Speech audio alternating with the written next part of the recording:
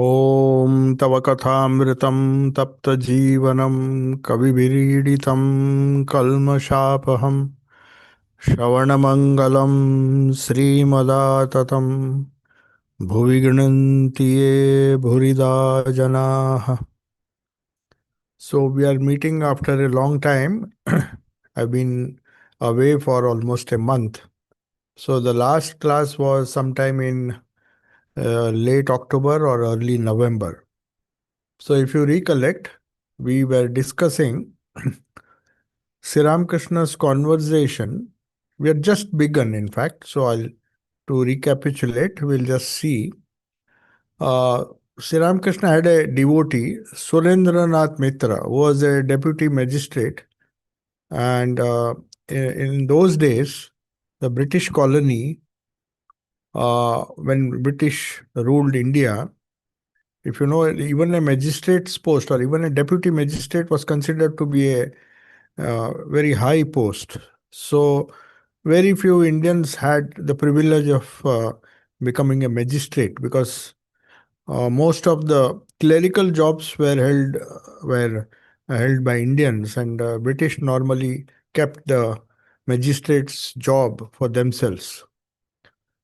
But Surendra Mitra was a very scholarly person, a great devotee of Sri Ramakrishna, and more importantly, it was his house in Kolkata, that is Calcutta. Sri Ramakrishna visited several times. He loved him deeply. And Surendra, if you have read the biography of Sri Ramakrishna, after his passing away, he had a vision of Sri Ramakrishna when Sri Ramakrishna tells him to help the young uh, disciples who were to start the Ramakrishna order of monks. So they had no plans. Though Sri Ramakrishna had told them that Narendra, who later on became Swami Vivekananda, would be their leader and they have to rally around him.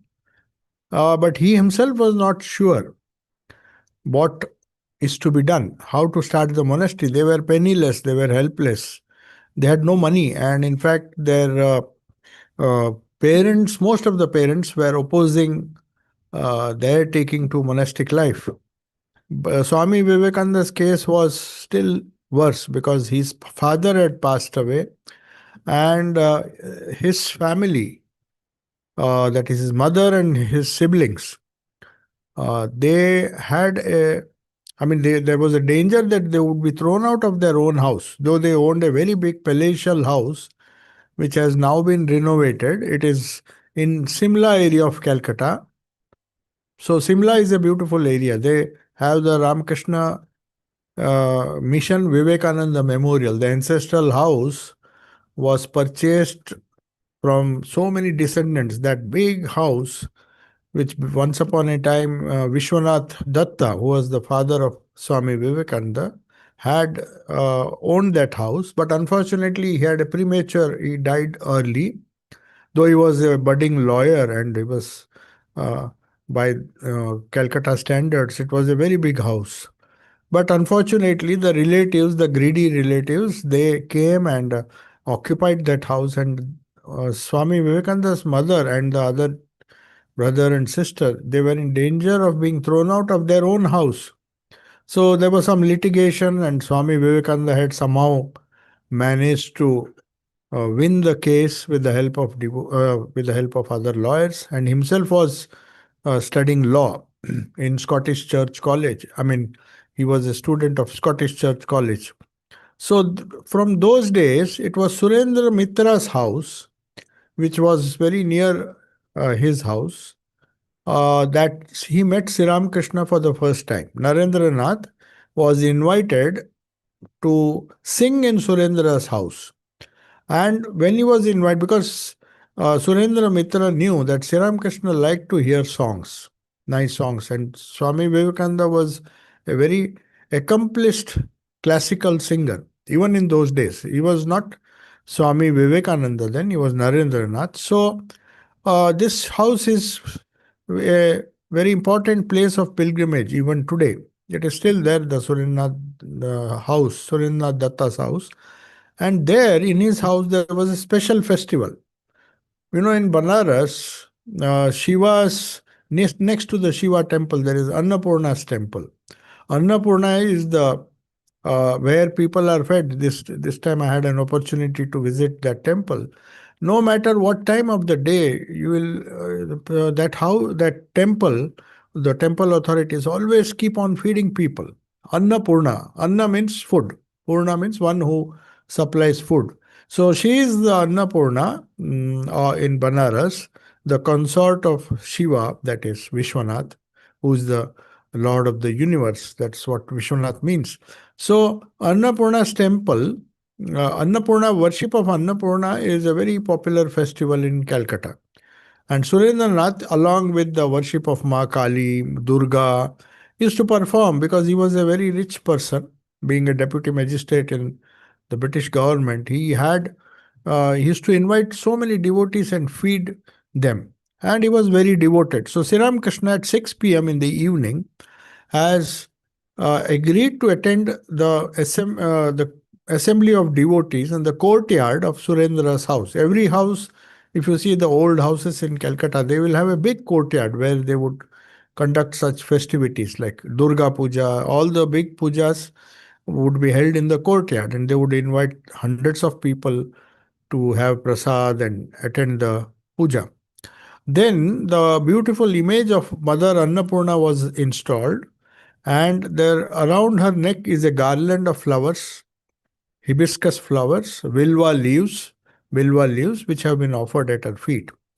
Today is 15th April. Now the conversation took place on Sunday, 15th April 1883. Now uh, this is according to the Indian calendar, it was 1290, that is the Bengali year 1290 Vaishak, which is equivalent to 1883, 3 years before Sri Ramakrishna's passing away.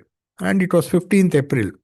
Surendra has invoked the mother in the sense they have an image of Annapurna, and that is a unique feature of all the pujas.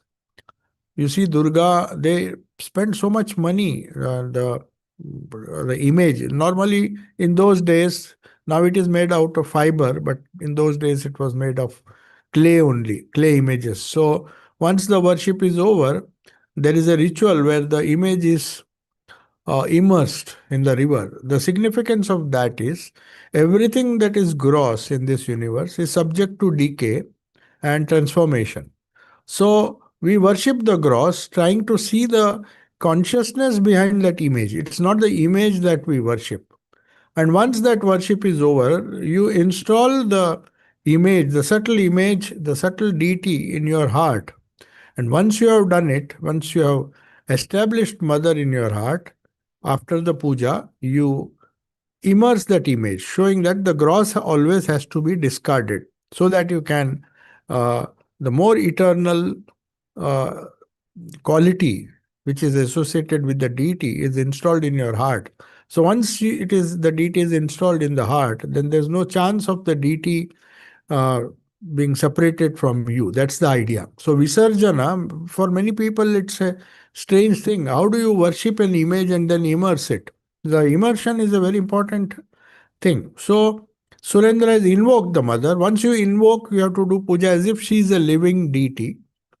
And after the puja is over, then you re-invoke that mother, the subtle presence of the mother in your own heart. There is a ritual, there are mantras, how to do it. And once that is done, then the clay image is recycled, you may say, because they were clay images. They had this idea of nowadays we are using plastics and all those things which are not biodegradable. But all the images in those days, everything, they would remove all the ornaments and other things, and the clay image would be immersed in the Ganga, which would dissolve and become part of nature. So that is what uh, uh, is being performed here. And Sri Ramakrishna, before the immersion takes place, so during the process of puja, a lot of devotees will come, they will enjoy the festivities, the singing and the puja. And Sri Ramakrishna comes. Now there's a wonderful tradition that each deity, female or male, we have a lot of deities. In Hindu religion, you will find there are so many deities. The question may be why it is question may be asked why it is not monotheistic. Is it not easy? The thing is, since there is so much variety in every human mind, in fact, every human personality is different. So every personality has a particular concept of the divine which he respects or which he wants to associate with or owe his allegiance to. So whether it is some people may prefer to call God as mother, because the question arose, why should God always be the called referred to as a father? So since we uh, associate some human quality or human nature, and so it is the freedom was given in those days. So that's why we have multiple deities: mother as Annapurna, mother as Kali, mother as Durga. So people can worship one or more as long as the central point, the core idea, that it is not the image that we are worshipping the spirit by the spirit. As Jesus said, the kingdom of God is the kingdom of spirit. It's nothing material. There's no material there. No material existence can confine God. So, since God is pure spirit, whatever is material, that is why crucifixion was not a big issue for Jesus, because body is gross, just like the images. The body has to go anyway. So, anything that is transformative in nature, the Hindus and all true religious people, they don't consider the gross to be of any importance. They have relative importance when we have to worship, because we our vision is not subtle. We are always gross in our approach to life. We want we can understand, we can perceive. Our senses are designed in such a way that we can see only gross things. To see the subtle behind the gross requires some kind of spiritual training. But puja and all these pujas, different types of worship, they are techniques to change that attitude, to see the spirit behind matter. So Swami Vivekananda once beautifully defined progress in civilization, civilizational progress. What constitutes progress? He said it is a progressive reading of spirit into matter. In fact, wherever there is trouble, whether in religion, in politics, in socio-economic uh, field, you will find that we are doing the reverse. We are trying to read more and more of matter into spirit. That is when in religion, slowly materialism creeps. We start having rituals, we start having festivities in the name of religion. The core idea is lost. The idea that spirit should prevail over matter. That's why all these incarnations, they didn't bother so much about material welfare, material progress, because they know ultimately the richest man has to die one day, and only the spirit will remain. And what is the nature of the spirit that survives the destruction of the physical body and the physical things associated with his life? That is to be that is the core issue of all religions. When religion came into existence, because people wanted to know what is that which survives the physical existence, which at the most may be of 100 years. Even all do not live up to 100 years, but even say if it is 100 years, the question someday or the other, one has to ask what happens after death. That's how the spiritual life or the spiritual inquiry begins. So, this Visarjan, these pujas, and all those things have a spiritual core, which Sri Ramakrishna, now he will mention that all the devotees have come. Some have come for all the festivities, some have come for the cultural programs, because most of these festivities, if you see, associated with religious programs, they have a socio-cultural value also. There are dance, there are dramas, there's music. So some people come for those things. They are not interested in the core idea of who is Annapurna, what is the concept of Annapurna.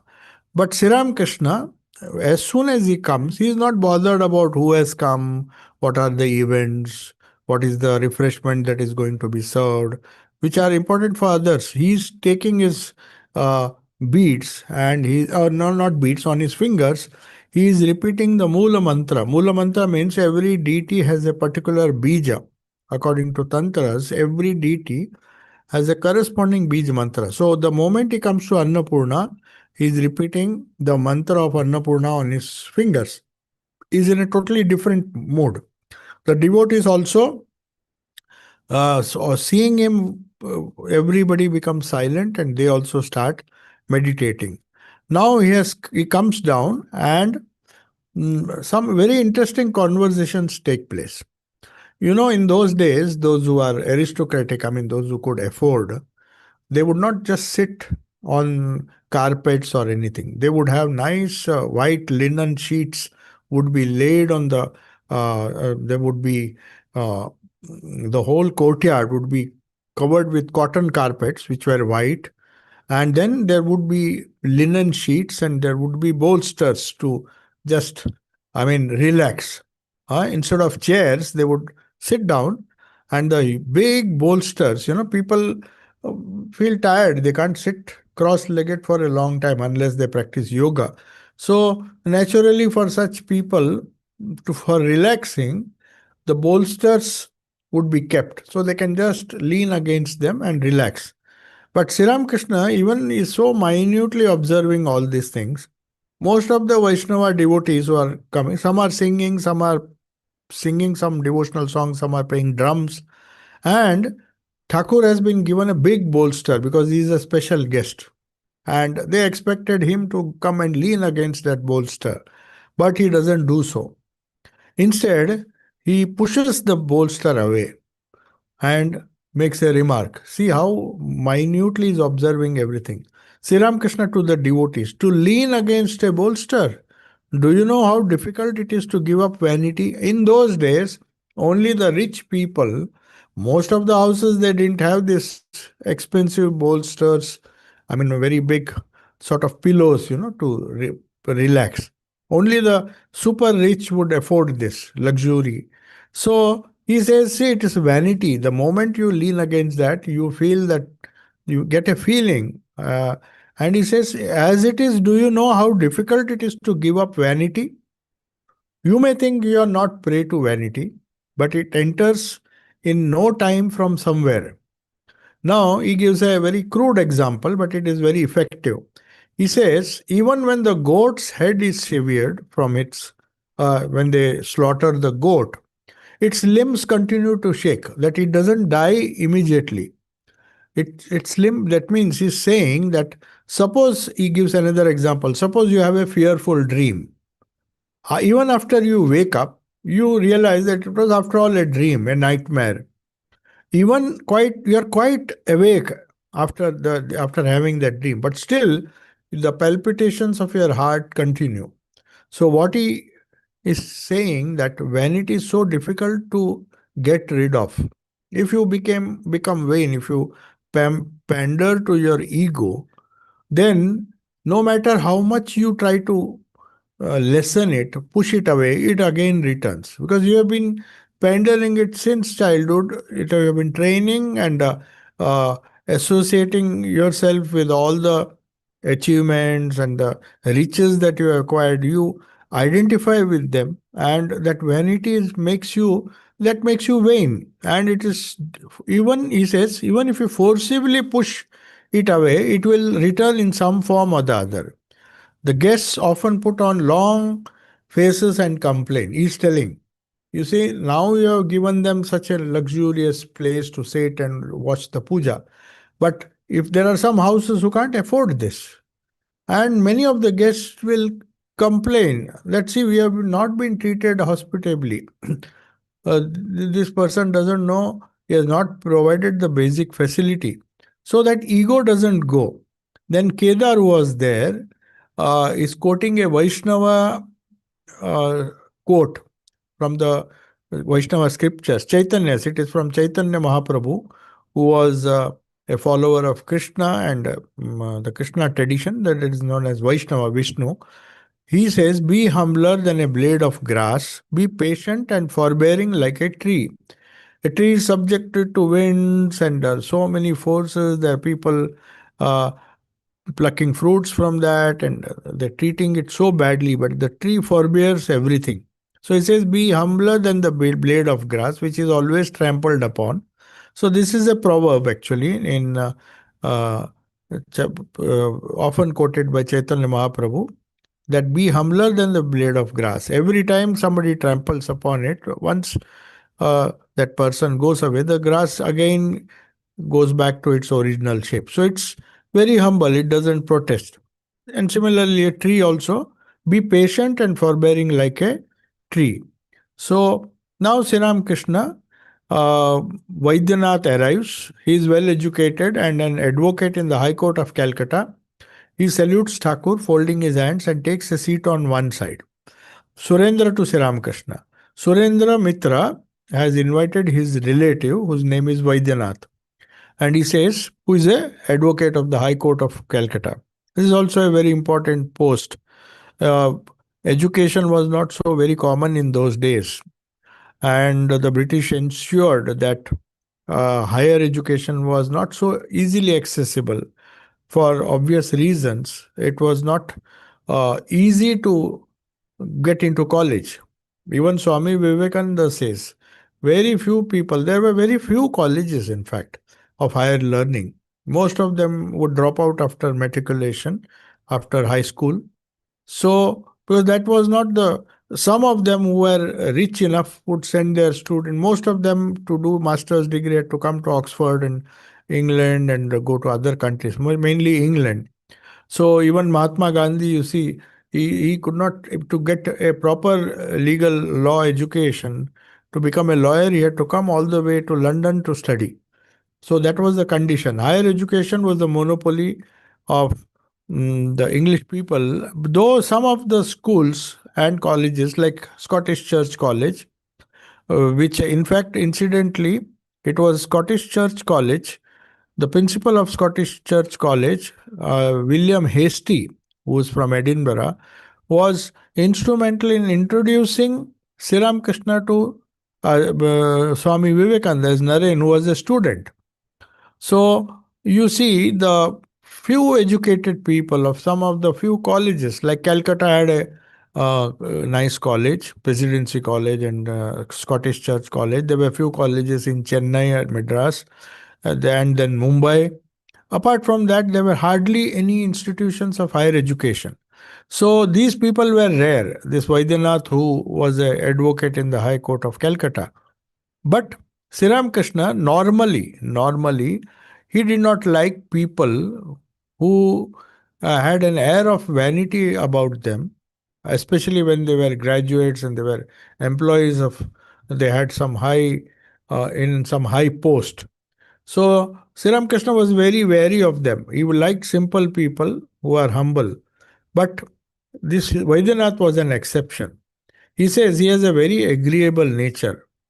Surendra says he has come to ask you something. Then Sri Krishna to Vaidyanath. Before he is ready to ask questions, he is perhaps reading his mind, and he says, he explains the importance, because in those days, the highly educated people would often be atheists. They thought that science could explain everything. There's no need for a God. Like Richard Dawkins says, the God delusion. The very idea of God is a delusion. So many of the atheists who uh, the modern educated, I mean, those who had the benefit, or you may say the opportunity to study in England or some other countries, they would very often turn atheists. So Sri Krishna is pointing to this Vaidyanath. Whatever you see is all his power. His power means God's power. Without his power, nobody can do anything. Yet, God's power is not equally manifest everywhere. Vidyasagar asked me. Vidyasagar was another great scholar who was bordering on atheism. He thought, because you see, he felt that the so called religious people were not charitable enough, they were not philanthropic. So he said, what's the use? For him, philanthropy and charity was the only goal that one should achieve in life. He had nothing to do with the organized religion and all. He was a bit skeptical about all religions, not only Hindu religion. He said it's better to be a good human being than go to, because he had several bad experiences. So, Vidyasagar, then he believed in a very peculiar theory. So, Sri Ramakrishna is quoting this.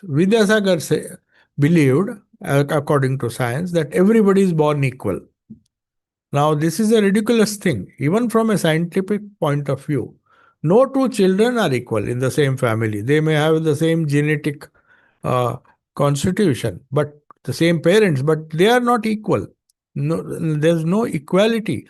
I mean, just to say that all are born equal, that is wrong. So Vidyasagar asked me, said, are not all equal? Has God given more power to some? I replied, if there was not unequal power, why should we have come to see you? In fact, Sri Ramakrishna had heard of his charity, his philanthropy. So he specifically, with so much humility, went, I should see, wherever there was any great person, a great musician, a noble person, he used to go and meet him. Because he used to feel that God has given such people some special power. So he says, if God has not given you special power, why should we have come to see you? Have you grown two horns? Yes, this is certain. God is present in all as the all pervading power, but there is a special manifestation of his power in some people. Now, the Vaidyanath, who is obviously an advocate in the High Court, so he's obviously studied logic and many things. So he says the most important question, especially the German philosophers were very popular in the universities. So Hegel, Kant, and other people. So they proposed something which was known as free will. They said whether free will and or God's will or destiny. There was a big that was a big issue in those days. Does man have a free will? So, Vaidyanath, who is obviously bordering on atheism, I don't know what was his religious affiliation, but he says, sir, I have a doubt about what they call free will. Means of course, he says, if everybody's will was free, they could do whatever they like. But somehow his logic tells him that free will is not possible. Sometimes I wonder, see, it's a very important question. Sometimes I wonder if it is true that I can do a good act as well as a bad one. Now, does God give me a free will to choose? That is the idea. Do we really have a free will? You see how beautifully Sri Ramakrishna hardly went to school, whereas he has obviously studied logic, complicated logic, otherwise, he would not have become a lawyer. But anyway, Sri Ramakrishna gives a beautiful example, and you'll see uh, there are two or three examples he gives to explain how to solve this problem of free will or God's will or destiny. We call it destiny. If people believe in God, they will say God's will. Otherwise, they will say every man has a free will, and to the extent he uses his free will properly, he'll be happy. But does the problem with Vaidyanath is, then why does he choose to do evil action? If if he knows what is good. In fact, this is one of the most important questions asked by Duryodhana to Krishna. When Krishna was just went to see Duryodhana, he was dying. He was dying in the battlefield, having been hit by Bhima. And then Sri Krishna goes to him, and then he blames Krishna himself. He blames God. He says, "See, this war is not my doing. I know what is dharma. Janami dharmam nachame pravrutti." That is a Sanskrit which Duryodhana tells Krishna. I know what is good, but somehow I cannot follow the path of good. He says, I know what is bad, what is evil, but somehow something within me is forcing me to do evil. So he is admitting that I have not done this, I have not fought this terrible war. because of my will. Somebody else's will has motivated me to do. So he's shifting the blame on God. So now this is a very interesting question, because if for a lawyer, how do you determine if somebody has done something out of his own free will? He will say, I didn't know, I didn't want to do this. I know what is good, what is bad. I know what is lawful, what is unlawful. But my inherent nature makes me do what is unlawful. So Sri Ramakrishna is saying, Sir, I have a doubt. I mean, Vaidyanath is asking, I have a doubt about what they call free will. Sometimes, in that sense, it's true. He's really having this doubt. Sometimes I wonder if it is true that I can do a good act as well as a bad one. But do I have a choice? Do we really have free will? Sri Ramakrishna gives a wonderful answer. He gives three examples. He says everything is under the Lord's control. This is his. He starts with that. The premise is everything is under the Lord's control. It is all his Leela, that is divine sport. But whatever is happening, good, bad. He has created a variety of things: small, big, powerful, weak, good, and bad. Whether a man is good or bad is all his Maya. Maya means it's a kind of transformation which is part and parcel of Prakriti. In Vedanta, they call Maya. In Sankhya and Yoga philosophy, they will call it Prakriti. Prakriti, by its very definition, is that which is changing. So, in a ocean, if there is a big wave, this is one of the examples that is given. It can be a big wave, it can swallow many small waves. They are all part of the ocean. So, are they equal? Yes, as water, they are equal. But as waves, they are different because their manifestation is different. So that is why he says whatever is good and whatever is bad is part of the same Prakriti. So that is why in yoga philosophy, the idea is to get rid of Prakriti, or in Vedanta, it is the idea is to go beyond Maya or go beyond Prakriti and become one with the unchanging Purusha. So then he says, Sri Ramakrishna says, don't you see? All the trees in this garden are not alike. How can you say that everything God has created equal? Because that's just a false premise based on which we cannot base our life's philosophy on that. How can all be equal? No two fingers are equal. No two thumbs are equal. No two trees are equal. So then he says, till one has realized God, and now he says, till what time do we feel that we have a free will? And when do we realize that we really don't have a free will and there is only God's will? So this is very tactfully answered by Sri Ramakrishna, who, mind you, he had no university or even school education.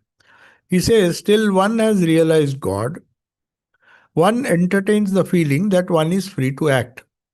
So he's not taking the side of free will. One has the idea of free will till he has not realized God. He will never say, I don't have a free will. He says, I will do out of my own. In fact, everybody wants to have a free will. And the more you impose discipline on children, they react because they want to act out of their free will. Whether it's good or bad, they don't realize. They want freedom. Now, the idea of freedom is it's based on such a flimsy, such a flimsy base that people, in the name of freedom, commit all sorts of vices and evil actions. Because what they think is freedom is not real freedom. He says, till one has realized God, till one is imperfect, till one is part of Prakriti, he thinks he is free to act. Otherwise, he will not act at all. If for example, from today I decide that it's God's will, I'll do nothing. Let God tell me what to do. It would be an impossible situation for me. I have to get up. I have to exert my free will. If something happens, I think it is my duty to react to that. I will not wait for God to solve that problem. So we are all bound in such a state. When you are bound, when you are part of Prakriti, you get a feeling that you are free to act, and you act according to that, good or bad. Now, choice, how you make that choice will depend on your wisdom, your buddhi, they call it buddhi, a higher faculty of the mind, which enables you to analyze the situation and do the right thing, to choose the right thing at the right time. So that's choice making is very difficult. And that decides the nature of a particular person. How noble is he is will depend on how does he take decisions, right decisions at the right time, and makes his life and others' life happy. So he says if a man did not feel that he had a free will, then there would be much more sin. You see, this is a very important point. Sri Ramakrishna says if God had not given this idea of free will, then you will do anything and say God has done it. And there is a very famous example Sri Ramakrishna gives. He says there was a gardener. In India, cow is considered to be a very sacred animal. Killing a cow is as good as killing a human being.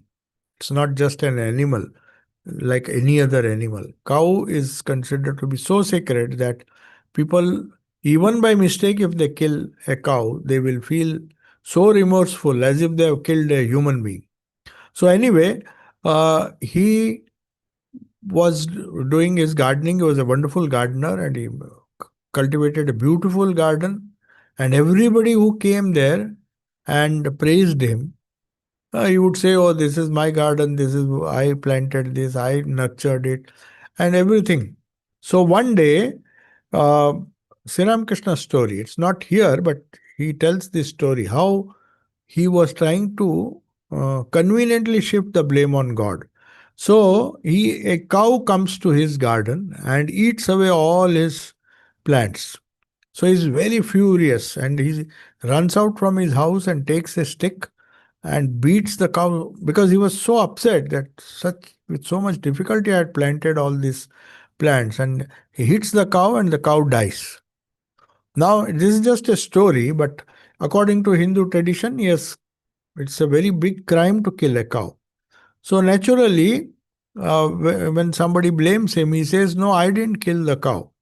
You see, according to our scriptures, that is how philosophy is misused. Philosophy or religion is misused. Religious theories, if they are wrongly interpreted, they can be dangerous.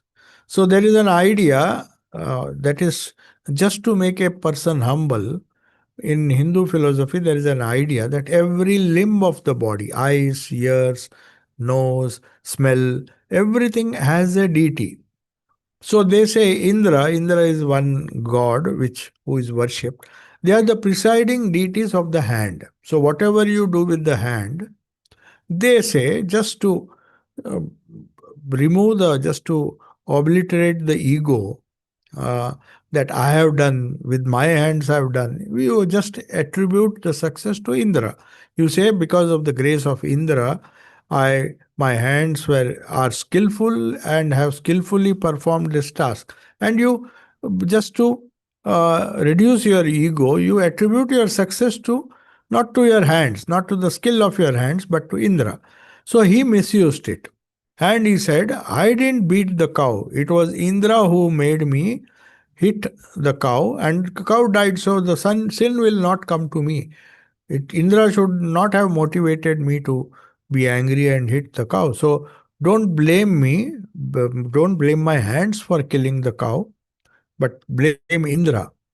So Indra felt upset. Of course, this is just a story, but it conveys a wonderful idea. So Indra comes down and comes the deity comes down and asks in the disguise of a common man. He comes and asks him, "Oh, there's such a wonderful garden. Who has cultivated this?" Of course, part of it was destroyed. So then he said, "Oh, it is me. It is my with my own hands I have done this." And then suddenly he points to the cow. He said, "Who has killed this cow?" Uh, then he says, that was not my intention to kill, but what can I do? Indra has actually forced me, and I just hit the cow and he died. So don't blame me, blame Indra. Then Indra comes, takes his normal form and says, see, when I asked you who made the garden, you took all the credit. You didn't give the credit to me.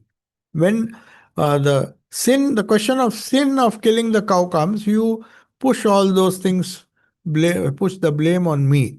So, free will, if it should not be that part of your activities are free will. Oh, I did it. If something is successful, I say I did it out of my free will.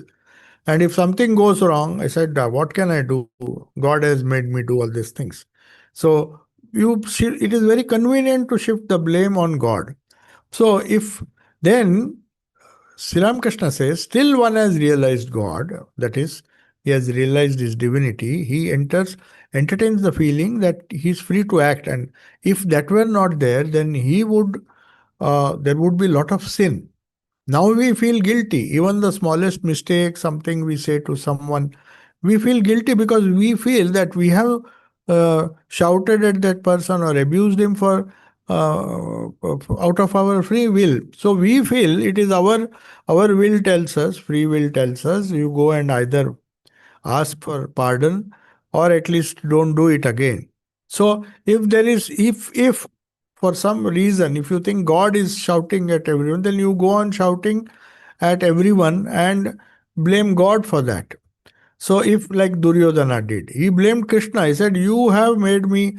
I had no intention of fighting the war. I said, you went and fought. Did not even agree to divide the kingdom or at least give a few villages to the Pandavas, and you were keen to fight the war. Now you say uh, it is not you who planned this war. So if sin entailed no punishment, one would not have fear of it. So that fear of punishment or fear of reward, both are a result of feeling that I have done out of my free will, and because I have done out of my free will, I am I should receive the rewards. Or if I commit a sin, I will be careful not to commit any sin because I will receive punishment from God for that. So at that time, we don't think of God's will. We normally, till we have realized God, till we have that agency, we feel that it is our will. With our will, we have either made people happy and did some good deed, or we have done some evil deed. So we take the responsibility. Swami Vivekananda, in fact, said, you have to take the entire responsibility on your own shoulders and progress. And by the grace of the Lord, if by some process you get a feeling that it is God's will that is running the universe, you really feel, then you will not commit any errors. But that is a very rare thing. Now, he says, do you know how one feels? Now he's telling, because he himself has realized God. So he says, do you know how one feels when one has realized the Lord? It is like this. He's because he has experienced it. He's telling this out of experience. Sri Ramakrishna says, I feel that I am a machine and God is the operator. I am the home and you are the owner of the home. I don't own the home. This body, you are seated in the heart and making me move. So this is the idea that one experiences of after realization of God. Once you are firmly established God in your heart, I am the chariot and you are the charioteer.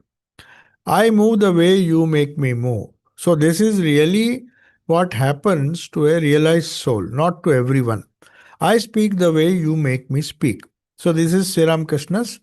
Then Vaidyanath, Sri Ramakrishna tells Vaidyanath, because he knows he is a lawyer and his job is to argue.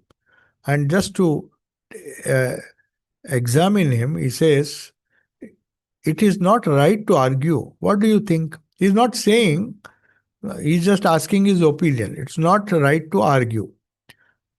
Vaidyanath says, yes, sir.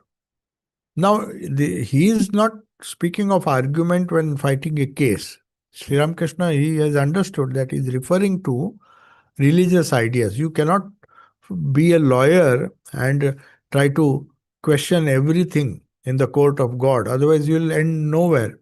So that is why he agrees that yes, sir, the inclination to argue disappears only when one attains jnana. When one becomes wise, attains true wisdom, then he will no longer argue. Otherwise, he'll go on arguing, no matter how much you try to convince him about spiritual truths. He will always question because it will not conform to his material beliefs. It's never possible. That's why Jesus was uncompromising. He said, "You cannot have God and mammon at the same time. You want mammon and you want to the whole world and all the nice things, and yet you won't have. It's a contradiction in either you slowly give up the things that you the material things that you think are very important to you, or you live a life of the spirit.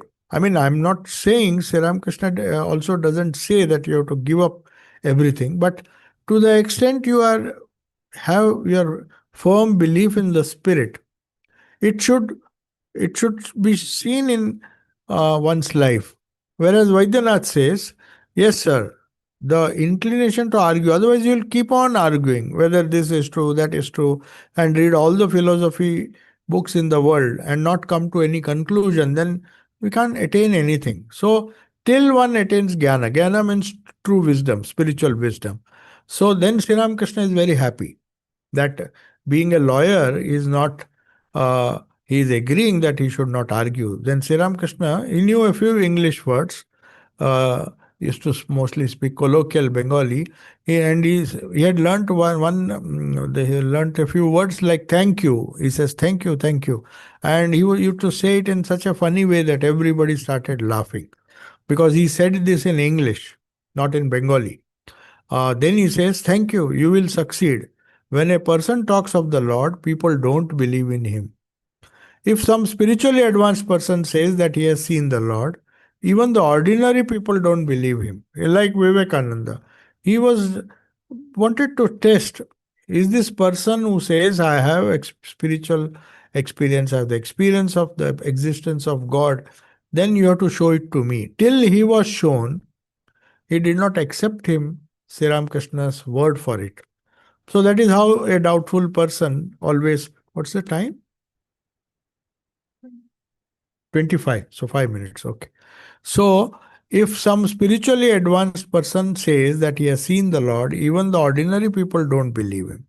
They say, if he has seen the Lord, he should show us too. But can one learn? See, Sri Ramakrishna is giving such a logical example.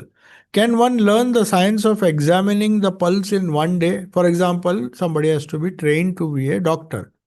So you can't train him to see the pulse and uh, diagnose a patient. Here it is Ayurvedic doctor. They have a different way of studying the pulses. It's not like allopathy. So he says, can one learn the science of examining the pulse in one day? One must accompany an Ayurvedic physician for a long time. Only then he can distinguish between the various humors, kapha, vayu, and pitta. These humors, according to Ayurveda, the diseases that we suffer from are combinations of vayu, kapha, vayu, and pitta. So these are the three constitutions, like sattva, rajas, and tamas. Not exactly, they don't correspond to this, but the three various humors, they call it humors, they in various permutations and combinations, they either make you healthy or make you unhealthy. So one must keep the company of him who practices the art of examining the pulse. So unless one is trained under a trained doctor, he cannot learn. So he cannot just say, just because somebody says, I had the experience of God. If he says truthfully, even then, some people will always be there who will doubt. Can everybody tell the grade of yarn? Grade means in those days, people could just feel and buy the buy the yarn with which they would make clothes, and they would select what particular. Do you think everybody can tell the grade of yarn? What particular grade it is? You have to be a dealer in yarn, or you have to work for some days with a dealer of yarn before you can tell whether the grade of the yarn is 40 or 41. The experts, they can just by feeling the thread. So this is what Sri Ramakrishna, this is how through wonderful examples, simple examples, most intricate problems of free will or God's will or destiny and all those things. Yeah, these questions will be asked in different places later on also. But he will have, every time he will give some wonderful example to shed some light. He won't expect you, he would not give you a philosophical answer which is difficult to understand, but just giving some examples with which you can relate, day-to-day examples with which you can relate and understand the subtle uh, philosophy of human life, of human existence, like free will, God's will, existence of God, path of devotion, what is yoga. So all those things uh, have been explained so nicely. That makes this book unique, that it's not a particular, he will be discussing so many religions, Buddhism and other religions, even referring to other religions like Christianity, and also the core spiritual values which do not change with the religion one belongs to. The core spiritual values, uh, whether one belongs to Hinduism, Islam, Christianity, the core spiritual values, I mean, not the practicing part, the practical, the external part, ritualistic part may differ, but the core values, you will find Sri Ramakrishna trying so beautifully, trying to come again and again to the core values, not allowing the person to drift, and solving his problems. Whatever problems he comes up with, he, in his own unique way, he comes out with wonderful answers. So, are there any questions? We have time, otherwise, we will close. Hmm? Any questions? Anuj, when did you come?